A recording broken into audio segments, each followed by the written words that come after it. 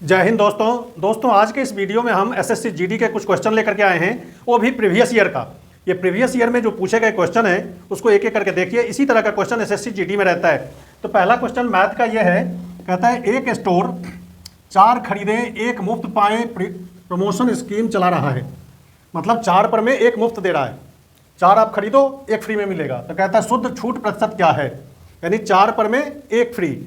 1 free दे रहा है कितने पर, तो 4 पर में। तो 4 तो ये मिलेगा ही मिलेगा, एक सामान और मिलेगा तो 1, 4 + 1 तो ये हो गया 1/5। इसको प्रतिशत में कन्वर्ट करना है तो 100 से गुना कर दो, तो 1/5 × 100 यानी 20% का उसे डिस्काउंट मिल रहा है। यानी 20% कौन सा हमारा हो गया, बी आंसर सही हुआ। तो इस तरह के क्वेश्चन जो 4 पर में 1 छूट पाए, ऐसे वाले को सवाल को तो आप कुछ नहीं करना, जितना डिस्काउंट मिल रहा है उसको ऊपर रखना है, दोनों को जोड़ करके नीचे रखना है, 100 से गुना कर देना है। तो हमारा आंसर क्या हो जाएगा, बी आंसर सही हो जाएगा। अगला क्वेश्चन देखिए, क्वेश्चन को देखिए। 8 विद्यार्थियों का औसत अंक 7 है। 8 विद्यार्थियों का औसत अंक 7 है। यह पाया गया कि एक विद्यार्थी के अंक 6 के स्थान पर 10 लिए गए, तो सही औसत ज्ञात करें।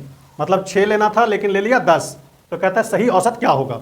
इस तरह के सवाल को क्या करेंगे, 8 विद्यार्थी है जिसका अंक औसत अंक कितना है 7, तो टोटल अंक कितने हो जाएंगे 8 × 7। ये टोटल अंक हो गए 8 विद्यार्थी के।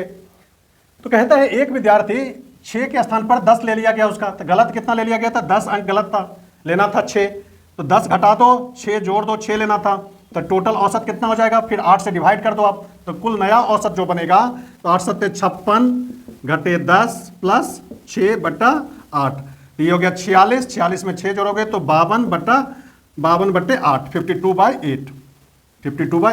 इसमें डिवाइड करो तो 6.5। तो हमारा आंसर क्या हो जाएगा, सी आंसर आपका सही हो जाएगा। तो कुछ इस तरह के छोटे छोटे सवाल एसएससी जीडी में होता है। इसी तरह का एक और अगला क्वेश्चन देखिए, और इसी तरह के क्वेश्चन को प्रैक्टिस करना है। हो सकता है 1-2 क्वेश्चन बड़े क्वेश्चन हो, टाइम टेकिंग वाला हो, तो घबराना नहीं है। ये सारे क्वेश्चन आपका बनना चाहिए। ये क्वेश्चन यदि छूट जाता है तो सिलेक्शन बिल्कुल नहीं होगा। तो इस तरह के क्वेश्चन आपसे छूटना नहीं चाहिए। तो इस तरह के क्वेश्चन या सही तैयारी के लिए आप झा एग्जाम पेज चैनल को जरूर सब्सक्राइब कर लें। इंस्टाग्राम और फेसबुक पर एक्टिव हैं तो वहाँ पर झा एग्जाम पेज ऑफिशियल ढूंढ करके उसको आप सब्सक्राइब कर लें, फॉलो कर लें, दोस्तों में शेयर करें, लाइक करें, कमेंट करके हमें बताएं। तो आज अगला क्वेश्चन देखिए, तो पर ये कहता है किसी वस्तु के 5% तथा 10% के लाभ पर विक्रय मूल्य के बीच 5 रुपया का अंतर है, तो दोनों विक्रय मूल्य का अनुपात ज्ञात करें। तो कहता है 10% और 5% के लाभ पर जो अंतर है, तो 10% लाभ पर बेचेगा, इसका मतलब किसी सामान को 10% लाभ पे बेचता है, इसका मतलब 110% पे बेचेगा। 110% ऑफ एक्स, यानी 110% एक्स का 110% ऑफ एक्स हो गया।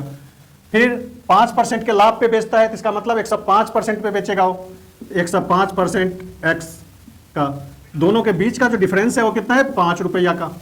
110 घटे 105 कितना हो गया, 5% ऑफ एक्स मान लो, तो बराबर कितना 5। तो एक्स का वैल्यू निकालेंगे, 5 कट गया x percent of x, 1% of x बराबर कितना हो गया 100, यानी एक्स का वैल्यू कितना हो गया 100।